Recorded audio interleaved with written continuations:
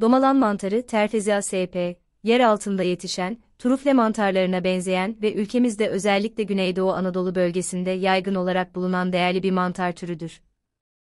Yerel olarak keme, tombalak gibi isimlerle de bilinir.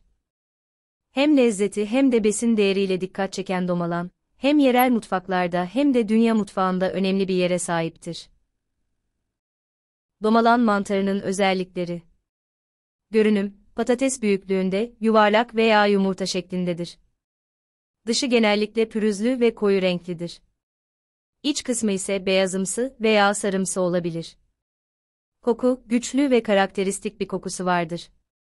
Yaşam alanı, kireçtaşı ve kumlu topraklarda, özellikle de belli bitki türleriyle, örneğin kumu otu, simbiyotik ilişki içinde yaşar. Mevsim, ilkbahar aylarında, genellikle yağışlı dönemlerden sonra toplanır. Domalan mantarı avcılığı, sabır ve deneyim gerektiren özel bir etkinliktir. Yer altında yetiştiği için bulunması zordur. Avcılar genellikle deneyimlerine, köpeklere veya domalan sineklerine dayanarak mantarları bulurlar. Doğru mevsim, ilkbahar aylarında, özellikle yağışlı dönemlerden sonra mantar bulma olasılığı daha yüksektir. Uygun ortam, kireçtaşı ve kumlu topraklarda, özellikle de kume otu gibi bitkilerin olduğu alanlar aranmalıdır. Gözlem, toprak yüzeyindeki çatlaklar, küçük tümsekler veya domalan sineklerinin yoğun olduğu bölgeler mantarın yerini belirtebilir.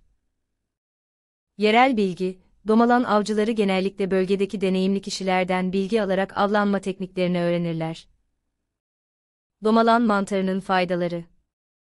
Besleyici, protein, lif, vitamin ve mineral açısından zengindir. Antioksidan zengini, serbest radikallere karşı koruyucu etkisi vardır. Bağışıklık sistemini güçlendirir, içerdiği bazı bileşenler sayesinde bağışıklık sistemini destekler.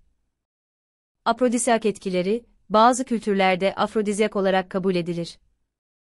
Domalan mantarı nasıl pişirilir? Domalan mantarı, genellikle temizlendikten sonra fırında veya tavada pişirilir. Omlet, güveç, risotto gibi birçok yemekte kullanılabilir. Ayrıca kurutulmuş veya turşu olarak da tüketilebilir. Domalan mantarı ve kültüre etkileri. Domalan mantarı, özellikle Güneydoğu Anadolu bölgesinde yerel kültürün önemli bir parçasıdır. Halk arasında bu mantara atfedilen birçok inanış ve gelenek vardır. Dikkat edilmesi gerekenler. Koruma, domalan mantarı, doğal yaşam alanlarının tahrip olması ve aşırı toplanma nedeniyle nesli tehlike altında olan bir türdür. Bu nedenle, bilinçsizce toplamaktan kaçınılmalıdır. Zehirlenme riskleri, domalan mantarını zehirli mantarlardan ayırt etmek için mutlaka uzmanlardan veya deneyimli kişilerden yardım alınmalıdır. Çevreye saygı, domalan toplarken çevreye zarar vermemeye özen gösterilmelidir. Özetle, domalan mantarı, ülkemizin doğal zenginliklerinden biridir. Hem lezzeti hem de kültürel önemi nedeniyle korunması gereken bir türüdür. Domalan avcılığı yaparken dikkatli olmak ve çevreye duyarlı davranmak önemlidir. Ek bilgiler. Domalan mantarı, bazı bölgelerde yasaklı veya izinle toplanabilir. Domalan mantarı hakkında daha detaylı bilgiye ulaşmak için bilimsel makaleleri ve yerel kaynakları inceleyebilirsiniz.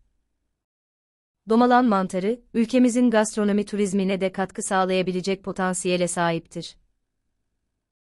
Bu bilgi genel bir rehber niteliğindedir. Domalan mantarı toplama konusunda kesin kararlar vermeden önce mutlaka uzman görüşü alınmalıdır.